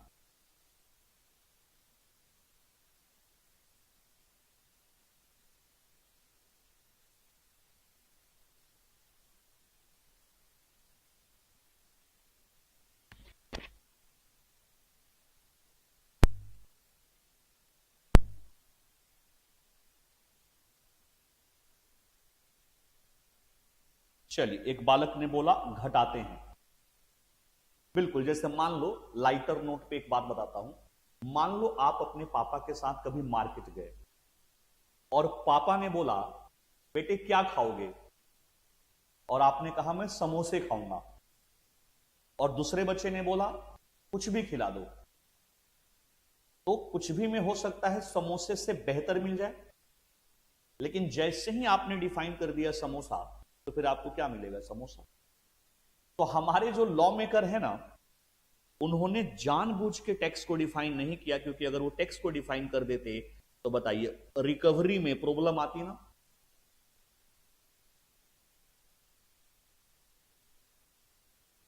अगर वो टैक्स को डिफाइन कर देते तो रिकवरी के स्कोप में लिमिट आ जाता, और सरकार कभी चाहेगी कि टैक्स की रिकवरी में कोई लिमिट आ जाए? ये इसको ओपन रखना चाहते हैं, इसीलिए इसको लीगली डिफाइन नहीं किया। तो जब भी आपसे कोई पूछे बेटा टैक्स पढ़ रहे हो, अच्छा लग रहा है, तो बताओ टैक्स का लीगल डेफिनेशन क्या है, तो आप कहेंगे there is no legal definition of tax in India. However, as per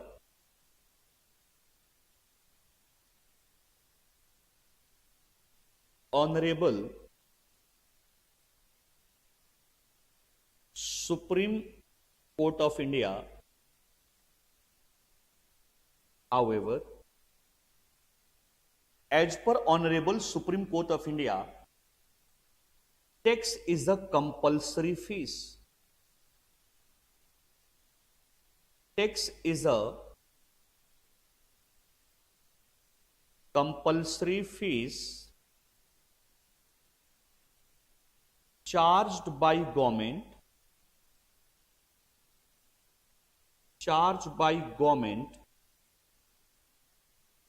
from individual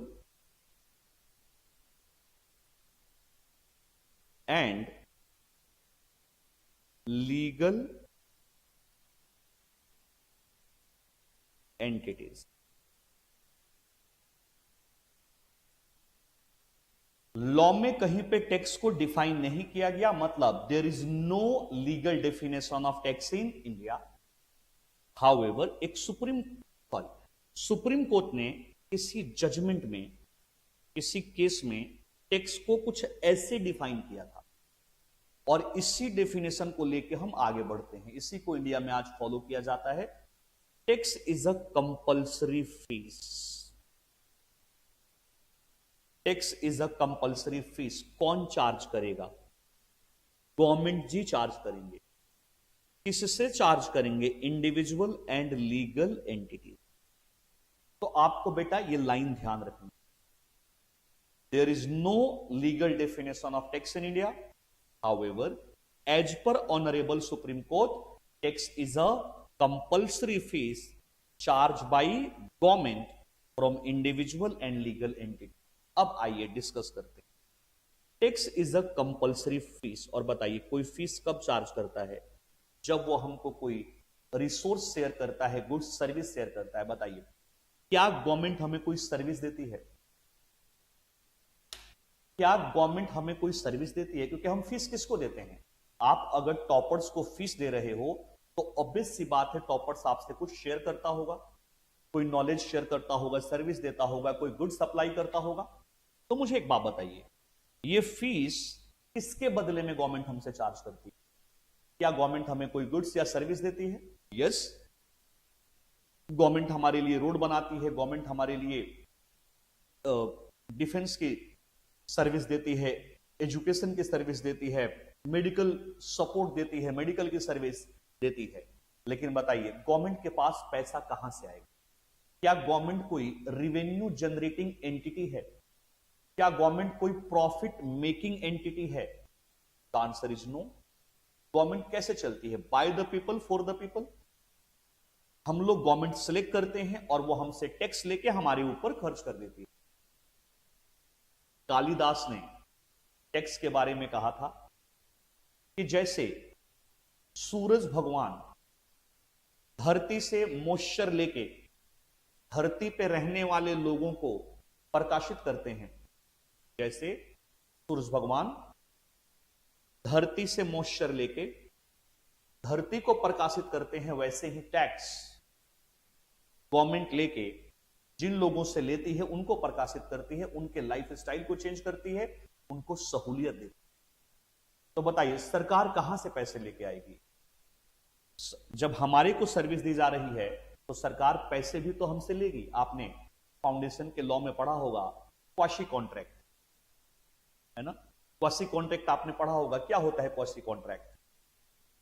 बताइए what is quasi contract? Section के साथ बताइए। आपने फाउंडेशन में अभी पेपर दे के आए हुआ, 1 वीक ही हुआ है, लॉ का पेपर हुए। क्वासी कॉन्ट्रैक्ट किसको बोलेंगे? किसको कहते हैं quasi contract? Please help me.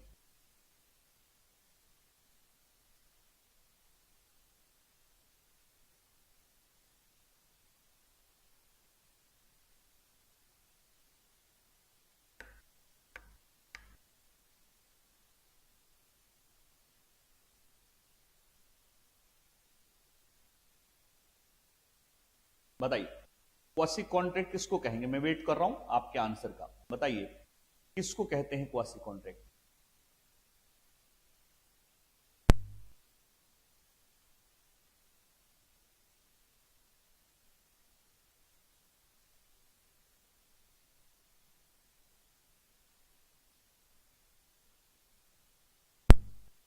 Quasi contract किसको कहते हैं? मैं थोड़ा वेट करता हूं, बताएं नहीं तो फिर मैं बताऊंगा ही, बट ट्राई करिए, आप लोग बताइए क्वासी कॉन्ट्रैक्ट किसको कहते हैं?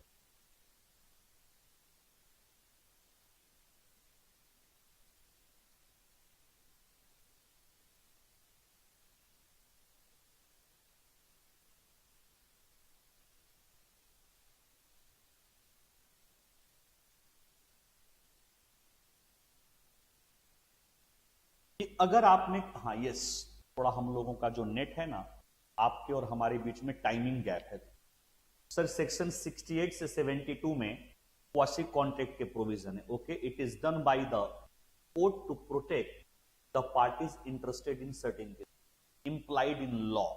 देखिए मैं समझाता हूं आपको, अगर आपने किसी गुड्स या रिसोर्सेज को यूज किया है, अगर आपने किसी गुड्स या रिसोर्सेज या सर्विस को यूज किया है, तो आपकी ड्यूटी बनती है कि आप उसके लिए पे करें। क्या मैं सही बोल रहा हूं? सपोज आप अपने क्लासरूम में बैठे हो, या ऐसे मानते हैं आप आज क्लास में आए और आपकी सीट पे एक पिज्जा रखा हुआ था, आपके डेस्क पे एक पिज्जा रखा हुआ था। आप आए, तुमने कहा अरे वाह, और आपने पिज्जा खाना शुरू कर दिया। थोड़ी देर के बाद एक डिलीवरी बॉय आया और उसने कहा सर आपने जो पिज्जा खाया है, कंज्यूम किया है, आप उसके पैसे दे दो। तुमने उसके ऊपर गुस्सा उतारना शुरू कर दिया कि भाई किस बात के पैसे, हमने मंगवाया थोड़ी ना था। तो उसने कहा कि भाई साहब जब मंगवाया नहीं था तो खाया क्यों? मंगवाया नहीं तो खाया क्यों? और अगर आपने खाया है तो आपकी इंप्लाइड ड्यूटी है कि आप उसके लिए पे करें। Is it right? अगर आपने उस रिसोर्सेज को यूज किया है, आपने उस सर्विसेज को यूज किया है, तो आपके ऊपर ड्यूटी है कि आप उसके लिए पे करें। तो वैसा ही टैक्स है बेटा, अगर आप हिंदुस्तान के रिसोर्सेज को यूज करते हो तो आपकी इंप्लाइड ड्यूटी है कि आप उसके लिए पे करें, और उसी फॉर्म में हम टैक्स पे करें, क्योंकि हम अपने आप को इंडियन बोलते हैं। Tax is a cost of civilisation. हम अपने आप को इंडियन बोलते हैं, हिंदुस्तान के रिसोर्सेज को यूज करते हैं, तो हमारी ड्यूटी है कि उसके लिए हम पे करें, और इसीलिए हम टैक्स पे करें। तभी तो मैं कहता हूं कि टैक्स पे करना सिर्फ आपकी जिम्मेवारी नहीं है, देश की तरक्की में भागीदारी भी है। ठीक बात है? तो देखिए, tax is a compulsory fees, optional नहीं है। Tax is a compulsory fees. मैं पढ़ाऊंगा आपको इंडियन कॉन्स्टिट्यूशन के कुछ आर्टिकल, जहां पे लिखा हुआ है कि भारत के कॉन्स्टिट्यूशन ने, इंडियन कॉन्स्टिट्यूशन ने इंडियन गवर्नमेंट को यह राइट दिया है कि आप टैक्स कलेक्ट करें। तो ये जो कंपल्सरी राइट गवर्नमेंट को मिला है ना, वो इंडियन कॉन्स्टिट्यूशन से मिला है। इंडियन कॉन्स्टिट्यूशन इंडियन गवर्नमेंट को यह राइट देती है कि आप हिंदुस्तान के लोगों से, चाहे वो नेचुरल पर्सन हो चाहे आर्टिफिशियल पर्सन है, उनसे कंपल्सरी टैक्स कलेक्ट करिए, क्योंकि हमारे देश के कुछ खर्चे तो कंपल्सरी। क्या हम डिफेंस के एक्सपेंडिचर में कॉम्प्रोमाइज कर सकते हैं? The answer is no. क्या हम मेडिकल रिसोर्सेज पे कॉम्प्रोमाइज कर सकते हैं? The answer is no. क्या हम इंफ्रास्ट्रक्चर कॉस्ट पे कॉम्प्रोमाइज कर सकते हैं? The answer is no. तो अगर ये एक्सपेंस कंपल्सरी हैं, तो टैक्स का कलेक्शन भी तो कंपल्सरी होना चाहिए। That's why tax is a compulsory fee. कौन चार्ज करेगी? तो कहा गया tax is a compulsory fees charged by government. अब इंडिया में एक प्रॉब्लम है ना, गवर्नमेंट में भी 3 लेवल की गवर्नमेंट है। टैक्स रिकवर करने का राइट 3 लेवल के गवर्नमेंट को दिया गया। एक है अपनी सेंट्रल गवर्नमेंट, स्टेट गवर्नमेंट, और तीसरी लोकल अथॉरिटी। तो कौन टैक्स कलेक्ट करे? ठीक है, tax is a compulsory fees, इतना हमको समझ में आता है, कलेक्टेड बाय गवर्नमेंट। कौन कलेक्ट करेगा? सेंट्रल गवर्नमेंट टैक्स कलेक्ट करेगी, स्टेट गवर्नमेंट टैक्स कलेक्ट करेगा या लोकल अथॉरिटी टैक्स कलेक्ट करेगा? बताइए, टैक्स किसको दिया जाए? सेंट्रल गवर्नमेंट, स्टेट गवर्नमेंट या लोकल अथॉरिटी? या कोई डिवीजन ऑफ पावर है? या कोई डिवीजन ऑफ पावर है? कुछ टैक्सेस सेंट्रल को जाएंगे, कुछ टैक्सेस स्टेट को जाएंगे, कुछ लोकल को जाएंगे। कैसे हो, बताएंगे कुछ? या मैं एक एग्जांपल लेके आपको बेहतरीन तरीके से समझाऊं? बताइए, कौन सा टैक्स कौन लेके जाएगा? आइए समझते हैं, या देखता हूं आप लोग कुछ रिप्लाई करते हो, क्योंकि हमारी जो लाइन है वो कहती है कि tax is a compulsory fee charge by government. अब गवर्नमेंट एक हो तब ना, एक गवर्नमेंट होती कोई इश्यू ही नहीं होता, लेकिन अपने यहां तो मल्टीपल लेवल की गवर्नमेंट है, क्वासी फेडरल स्टेट है हमारा, क्वासी फेडरल कंट्री है। यहां सेंट्रल का भी पावर चलता है, स्टेट का भी पावर चलता है, और कई जगह पे लोकल अथॉरिटी का भी पावर चलता है। तो कैसे टैक्स का कलेक्शन हो, आइए मैं समझाता हूं एक एग्जांपल देके। ऐसे समझना, बहुत इंटरेस्टिंग एक एग्जांपल हम लोग पढ़ने जा रहे हैं एक फैमिली का। जैसे देखिए, एक फैमिली में ना एक फादर है, एक ही होते हैं, है ना, और मदर की डेथ हो चुकी है, और ये फादर 3 बच्चे पालते हैं शुरू से ही, क्योंकि बचपन में मदर की डेथ हो जाती है बच्चों के, और 3 सन हैं, S1, S2 और S3। S1, S2 और S3, सन 1, सन 2, सन 3। पिताजी ने इनको प्रॉमिस किया कि आप कुछ भी पढ़ाई लिखाई करो, अच्छा कोर्स करो, मैं पैसे दूंगा। तो बच्चों ने सीए में एडमिशन ले लिया, लेकिन 2-3 अटेम्प्ट दिया, फाउंडेशन का हुआ नहीं। तो पिताजी ने कहा, बेटा लगता है कि पढ़ाई लिखाई तुम लोगों के बस की बात नहीं है, हमारे पास बिजनेस है, आप उस बिजनेस को संभालो। तो पिताजी के पास 6 दुकानें हैं, 6 शॉप्स हैं। उन्होंने क्या किया, 2-2 दुकानें 2-2 बेटे के हिस्से में दे दी, 2-2 दुकान सबके हिस्से में दे दिया। ऐसे SH1, SH2, थोड़ा इसको जूम आउट करते हैं, ऐसे इसको भी 2 दुकान दे दी गई, SH3, SH4, और यहां पे भी दे दी गई SH5, SH6। पिताजी के पास 6 दुकानें हैं, उन्होंने तीनों बेटों में 2-2 दुकानें डिस्ट्रीब्यूट कर दिया और बोला, एलोकेट कर दिया और बोला, बेटा अब आप इस दुकान को संभालो। लेकिन मॉनेटरी कंट्रोल फादर ने खुद अपने पास रखा और बोला कि पैसे आप लोग खर्च नहीं करोगे, मैं इवनिंग में दुकान पे आऊंगा और जो भी कलेक्शन आई होगी मैं खुद रखूंगा अपने पास। तुम लोगों को अगर कोई जरूरत होगी तो तुम लोग मेरे से मांग लोगे, मैं आपको दे दूंगा, लेकिन आप उन पैसों से अपने आप खर्च नहीं। पिताजी थोड़े टफ मेंटेलिटी के हैं। वो शाम को 8 बजे दुकान पे जाते हैं और सारा कलेक्शन लाके घर में एक बहुत बड़ा संदूक रखा हुआ है। पुराने जमाने में ना बक्से होते थे, बड़े बड़े संदूक होते थे, वो सारा पैसा लाके उसके अंदर रख देते। ऐसा ही चलता है 3-4-5 साल तक। उसके बाद पिताजी से एक गलती हो जाती है। आप लोगों को यह बताना है कि वो कौन सी गलती पिताजी से हो जाती है 4-5 साल। हेल्प मी, कौन सी गलती, गेस करो, कौन सी गलती हो जाती है पिताजी से, गेस करिए। रणबीर बताओ, जयंत बताओ, कौन सी गलती हो जाती है? 3-4-5 साल के बाद पिताजी से कोई गलती हो जाती है, आप गेस करें वो कौन सी गलती?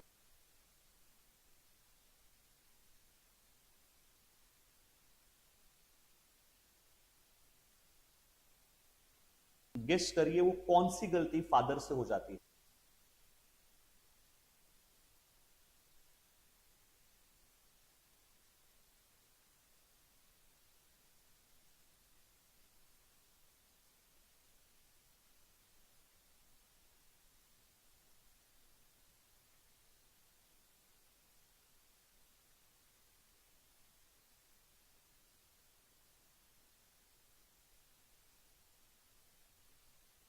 पिताजी उन बच्चों की शादी करा देते हैं।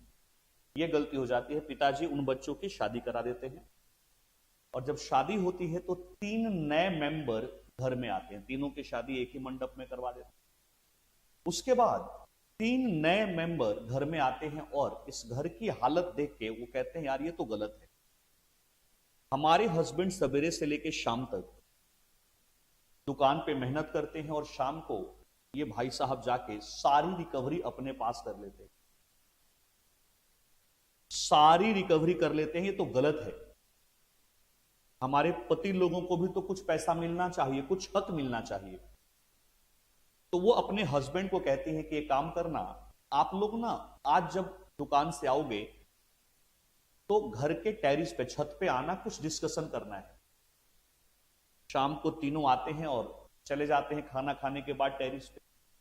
तो वाइफ्स कहती हैं कि आप लोग बहुत अच्छे बेटे हो, इसमें कोई डिस्प्यूट नहीं है, लेकिन कई बार बहुत ज्यादा अच्छा होना भी सही नहीं होता।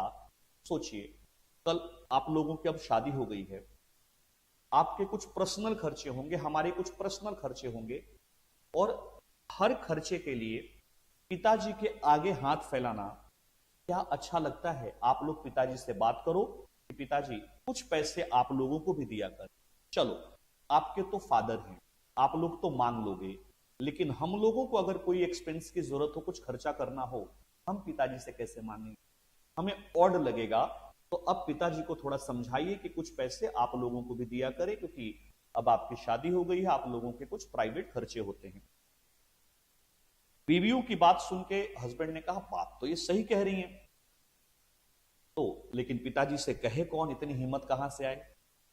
तो छोटे बेटे ने कहा चिंता नहीं करो, रात को मैं पापा का जब पैर दबाऊंगा तो उस टाइम बोल के भाग जाऊंगा। तो बेटा जब पैर दबा रहा था उसने कहा पापा अब हम बड़े हो गए, हमारी शादी हो गई, कल को हमारे बच्चे होंगे, हमारे भी कुछ खर्चे होते हैं, हमें कुछ पैसे मिलने चाहिए। पिताजी ने कुछ रिएक्ट नहीं किया, बेटा बोल के भाग गया, पिताजी ने कुछ रिएक्ट नहीं किया। लेकिन अगले दिन इस फैमिली में ना एक परंपरा थी, मॉर्निंग में हर ये सब लोग एक साथ ब्रेकफास्ट करते थे। तो ब्रेकफास्ट के डाइनिंग टेबल पे पिताजी के आंखों में आंसू आ गए। तो छोटे बेटे को लगा हमने पिताजी को काफी हर्ट कर दिया, ये बोल, बचपन से इन्होंने ही तो हमें पाला है, मम्मी तो बचपन में छोड़ के चली गई थी। तो बच्चों ने पिताजी से सॉरी बोला, पिताजी हमारी कोई इंटेंशन नहीं थी, ये तो इन लोगों ने हमें सिखाया था कि ऐसे ऐसे बोलना है और हमने बोल दिया, हमें माफ कर दो, अब आगे से ऐसा नहीं। पिताजी ने कहा नहीं बेटा, ये तो खुशी के आंसू हैं, आप लोगों को पैसे चाहिए ना, आप मुझे एक बात बताओ, जो पैसे मैं आप लोगों से दुकान से लेके आता था, क्या मैं उससे कहीं घूमने जाता था? क्या मैं मस्ती मारता था इस बुढ़ापे में? या वो पैसे इस संदूक में ले आकर रख दिया करता? तो बच्चों ने कहा नहीं पिताजी, आप उस पैसे को संदूक में रख दिया करते। किसके लिए रखता था? या तो मैं नए कपड़े बनवा रहा हूं, कहीं खर्च कर रहा हूं, आप ही लोगों के लिए रखता था। लेकिन आज तक उन पैसों को मैंने आपको इसलिए नहीं दिया कि आप लोग छोटे थे, आपको पैसे की अहमियत नहीं मालूम थी, आप उसको इधर उधर उल्टा सीधा खर्च कर देते। लेकिन कल जब तुमने आके एक सेंसेबल बात की कि आपकी फैमिली होगी, आपके बच्चे हैं, उनके बच्चे होंगे, उनके पैसे चाहिए, तो मुझे लगा अब आप समझदार हो गए। तो बिल्कुल सही बात है, कुछ पैसे आप लोगों को मिलने चाहिए, ठीक बात है। तो पिताजी ने कहा कि आज से एक दुकान की कलेक्शन आप लोग लेके जाओगे, मतलब 2-2 दुकान तीनों के पास है, एक एक दुकान की कलेक्शन आप लोग लेके जाओगे, जिससे आप अपने पर्सनल एक्सपेंसेस को मीट आउट करोगे। इस बात को सुन के जो छोटा बेटा था उसकी वाइफ बोल पड़ी, लेकिन पिताजी अभी भी आपके पास कलेक्शन ज्यादा आ रहा है, आपके पास अभी भी 3 दुकान का कलेक्शन आ रहा है। उसकी बात सुन के पिताजी ने बोला बेटा जब मैं तेरे को देखने गया था ना, ठीक है तू चार्टर्ड अकाउंटेंट है, मैं तेरे को देखने गया था ना, तो तभी मुझे तेज लगी थी, आज विश्वास हो गया। ठीक बात है, 3 दुकान की कलेक्शन मेरे पास आती है, बस तू एक बात बता, मान ले तेरे हस्बैंड को कल बिजनेस में कोई लॉस हो जाए, तुम्हें अचानक से कुछ एक्स्ट्रा पैसे की जरूरत पड़ जाए, तो बताइए बताओ, भाइयों से मांगने में कंफर्ट फील करोगे या फादर से मांगने में कंफर्ट फील? बताइए। इसी कॉन्सेप्ट के साथ आज हम विदा लेंगे आपसे, लेकिन बताइए पहले, अगर आपके लाइफ में कभी ऐसा दिन आ जाए, माता रानी करें ऐसा दिन ना आए, बट फिर भी एग्जाम्पल में ऐसा दिन आ जाए कि आपको पैसे मांगने की जरूरत पड़े, तो बताइए, पिताजी से मांगने में आपको कंफर्ट आएगा या अपने भाइयों से मांगने में कंफर्ट आएगा? Please answer. कहां कंफर्ट आएगा?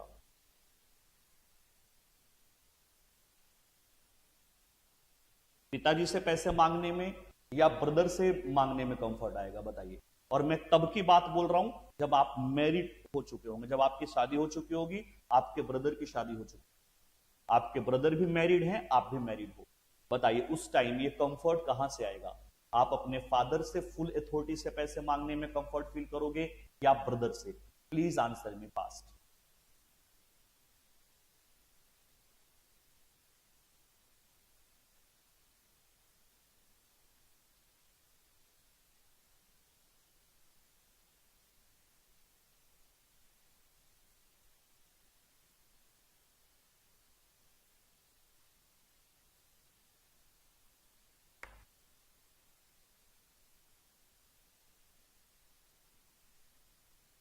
फादर से, बिल्कुल सही बात है। फादर से पैसे लेने में हम कंफर्ट फील करेंगे, तो फादर को के पास पैसे होने भी तो चाहिए। इसीलिए इसी कॉन्सेप्ट पे भीमराव अंबेडकर ने संविधान में कलेक्शन को बनाया कि अपने फादर को अमीर रहने दो। अगर आपके घर में पिताजी अमीर हैं तो उस घर के बच्चे कभी गरीब नहीं हो सकते, है ना? आपका भाई अमीर है तो आप ये नहीं कह सकते कि आप अमीर हो, लेकिन अगर आपके पिताजी अमीर हैं तो आप कह सकते हो कि हम अमीर हैं। तो यहां फादर जो है ना बेटा, इस एग्जाम्पल में फादर है सेंट्रल गवर्नमेंट और बेटे कौन है? State government. अगर यूपी अमीर है तो गुजरात ये नहीं कह सकता कि मैं अमीर हूं, लेकिन अगर सेंट्रल गवर्नमेंट अमीर है तो हर स्टेट कह सकता है कि हम अमीर हैं। एम आई राइट और नॉट? इसी थीम पे कलेक्शन की थ्योरी बनाई गई है कि फादर को अमीर रहने दो। जिस घर में बाप अमीर होता है उसके बच्चे कभी गरीब नहीं होते, तो अपने पिताजी को कभी गरीब मत होने दीजिएगा। अगर उनके पास पैसे हैं तो पूरा घर अमीर है। तो वैसे ही वही कॉन्सेप्ट यहां पे अप्लाई हुआ, और यहां पे फादर कौन है? Central government. तो बताइए, खुद बताइए, मत पढ़िए लॉ, बताइए मैक्सिमम टैक्स का कलेक्शन किसके पास जाना चाहिए? सेंट्रल के पास या स्टेट के? जो कहोगे वही कॉन्सेप्ट। बताइए, मैक्सिमम पैसे किसके पास जाना चाहिए? स्टेट के पास या सेंट्रल के पास?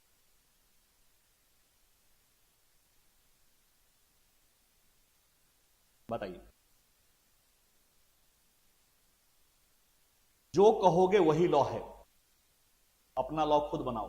बताइए, मैक्सिमम टैक्स का कलेक्शन स्टेट गवर्नमेंट के पास जाना चाहिए या सेंट्रल के पास जाना चाहिए?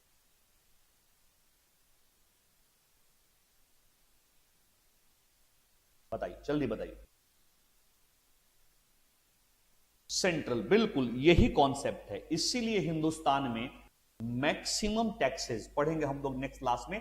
मैक्सिमम टैक्सेस सेंट्रल गवर्नमेंट, थोड़ा थोड़ा कलेक्शन स्टेट गवर्नमेंट को भी दिया गया, जिससे स्टेट अपने लोकल एक्सपेंसेस को मीट आउट करे, और उससे थोड़ा कम कलेक्शन लोकल अथॉरिटी, एमसीडी, इन लोगों को अलॉट किया गया कि लोकल लेवल पे वो अपने खर्चों को मीट आउट कर पाए।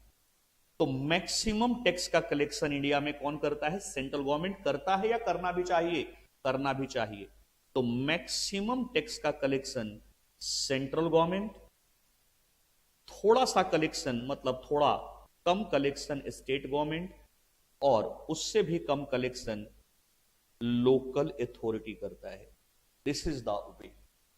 हाँ, स्टेट को कमी पड़ती है तो सेंट्रल दे देता है, लोकल को कमी पड़ती है तो स्टेट दे देता है, बट कलेक्शन कुछ इस तरीके से। मैक्सिमम टैक्स का कलेक्शन सेंट्रल गवर्नमेंट, कम स्टेट गवर्नमेंट, और सबसे कम लोकल अथॉरिटी। ठीक बात है। तो इतना ही करते हैं। नेक्स्ट क्लास में हम लोग टाइप ऑफ टैक्सेस और आगे पढ़ेंगे। आई होप आपको अच्छा लगा होगा, आपने एंजॉय किया होगा। अपने फ्रेंड्स को भी बोलिए कि टॉपर्स में अर्ली बर्ड के बैचेज शुरू हो गए हैं।